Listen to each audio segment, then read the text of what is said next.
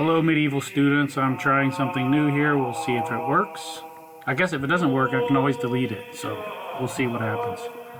So I wanted to pick up where we left off, and you should be able to see the screen and me in a little box. So we'll see if that works too. But if you look at this map, what it shows is the various monastic reform movements that emerged in the 10th century in Western Europe. And I'm going to be focusing on one particularly, that one that says Cluny there, that big red dot. Okay? So let me turn the music down a little bit there. Maybe we can still hear a little bit in the background, we'll see. So there were other monastic movements that emerged. You can see they're marked in these different places. And I might mention some of those, but I'm going to focus on this one. Gorza was one, particularly the German-speaking area. And later there was one in Regensburg too, but that was later. You don't see any on England here, but there were reform movements in England during this time also.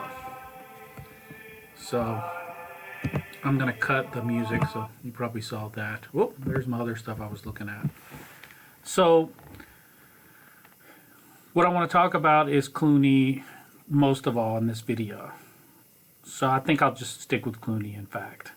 So Cluny becomes very significant. If you look at this map, all the little red dots, Cluny, it's still argued among scholars when the first monastic orders actually emerged, where there were organized orders, of which orders were groups of houses who were connected to each other. Some will say Cluny was not an order, and I think this is what most would say. Cluny was not an order, but it was a proto-order.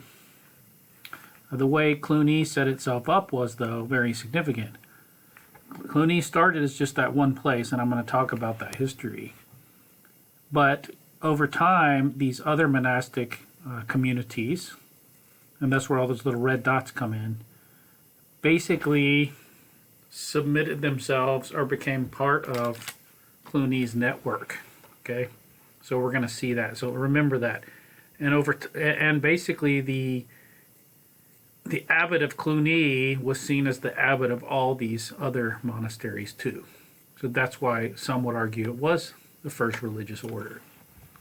So let's go on. So how was Cluny founded?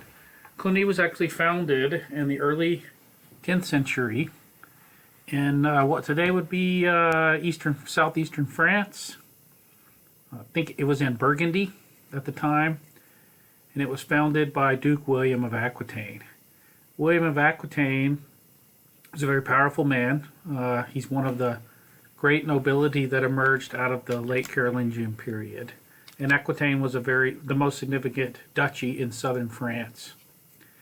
And so he felt quite bad about a murder he had committed. And so he decided to give this man named Berno, well, he created this, let me go back. He created this monastery and basically gave it to this group of monks, and the first abbot of that monastery was a man named Berno. Okay? Well, what was different about Cluny? At the time, many churches, like local parish churches, and monasteries were essentially controlled by the lay leaders around them. The lay leaders often appointed the priest and abbots of monasteries. Now, according to Benedict's rule, the monks were to elect the abbots of monasteries. So this, in the charter document of Cluny, William puts a couple things in there, and he was certainly influenced, I'm guessing, by Berno, to put certain things in there. One, that the abbot would follow Benedict's rule as closely as possible. And this was kind of a return to the Carolingian reform movement under Benedict of Anion, who we talked about before. Two, I would say, he put them directly under the patronage of Saints Peter and Paul. Well, okay, so Saints Peter and Paul are their patrons. Well, that also put them under the patronage of the papacy. Now, this wasn't the only monastery to have this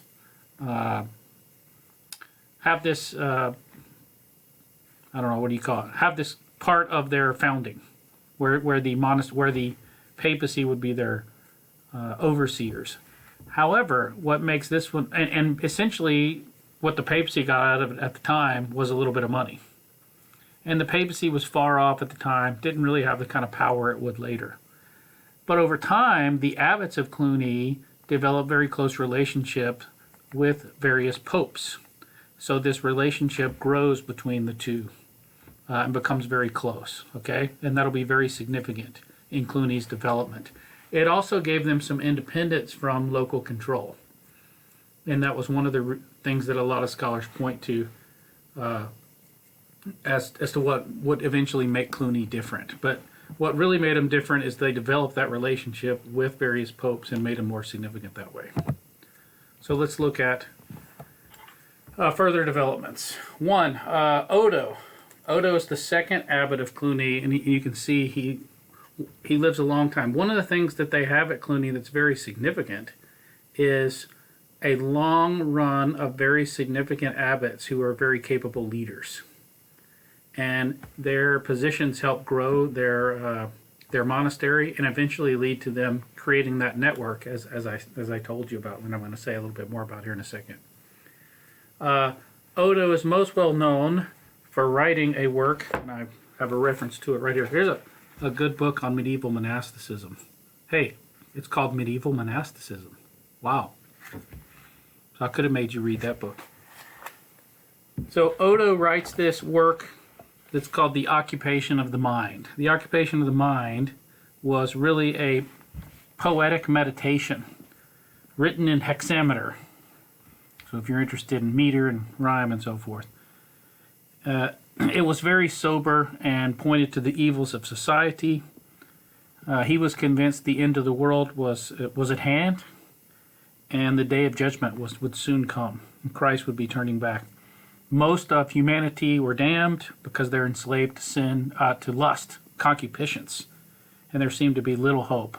So what's the hope? What do you think he said?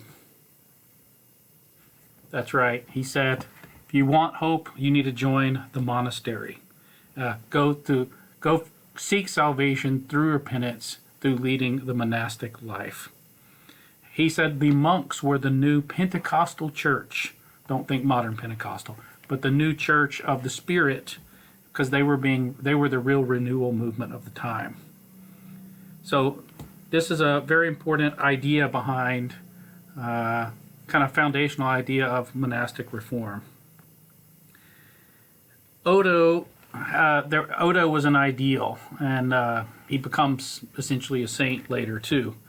One of his later guy that wrote about him, named Brother John, said that Odo found me at Rome, trapped in the toils of earthly desires, and in his compassion he landed me in his net like a fish.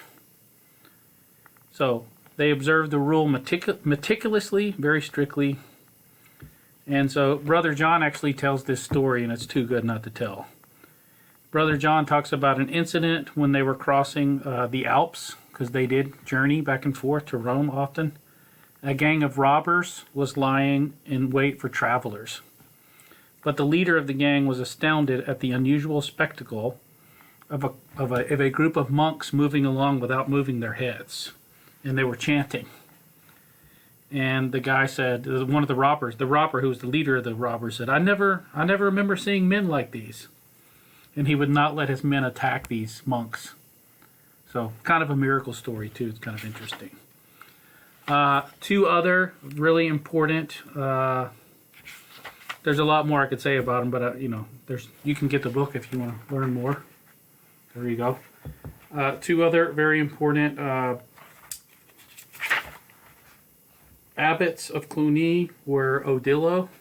You can see how long he lived. So he was actually abbot from 994 to 1049. I'd have to look up and see how old he was when he became abbot, but he must have lived a very long time. Now we have a number of Odilo's sermons. I've actually read a few of those, so they're pretty significant. At least he's a significant theological writer at the time. And Odilo was very active in securing assistance from the popes in the early 11th century. And he promoted both monastic reform, which usually meant following Benedict's rule, or trying to get more monasteries to be more strictly follow Benedict's rule. And he always was appealing to the papal court for assistance in this matter. Okay? So the papacy gave him a lot of autonomy, and this is what led to the Cluny becoming a early form of this network that I mentioned there in the last line. Okay? Do you see that? The Cluniac network of dependent monasteries developed in the 11th century. And that's what I was talking about earlier. So Odilo had a great influence. Essentially, I mean, he could appeal to the Roman Pope above other bishops, and this gave Cluny a lot of cachet, a lot of power in the ecclesiastical world, as it were. They also became very wealthy as an institution. Now, monks are not supposed to own their own property, but Cluny became very wealthy as an institution as people gave them endowments and money and land. Often it was land as gifts. So what did people get in return for doing these things? Why would people give endowments and money and land and so forth, right? And I also mentioned Hugh there. I'll get back to that question. I also mentioned Hugh there. Hugh was a very significant abbot also of Cluny, and you can see he also lived a very long time. Think about that. Cluny only had 2 abbots for the entire 11th century because these guys lived so long. And Hugh was a big player in the politics of his day. This would not mean that he was not a devout monk and a very significant abbot, but he rubbed shoulders and was connected to the most powerful secular and ecclesiastical leaders of his time. Okay, that's something to remember. So Cluny really becomes, in a sense, I want to use the word monastic empire. That might be the word. That might be too strong, though. So Hugh, we're going to see more about Hugh when we talk about the investiture controversy. But Cluny will really reach its peak under Hugh as far as the amount of monasteries that become dependent. They often call them daughter houses connected to Cluny. So if you look at this picture, you can see here is Hugh of Cluny. Hugh of Cluny is the guy over here. Now, we're going to see this picture again when we talk about the investiture controversy. Because what's going on here is the German king, Henry IV, is petitioning Matilda of Tuscany with Hugh's help to get the Pope to talk to him. Okay? So, that's an important thing to remember there.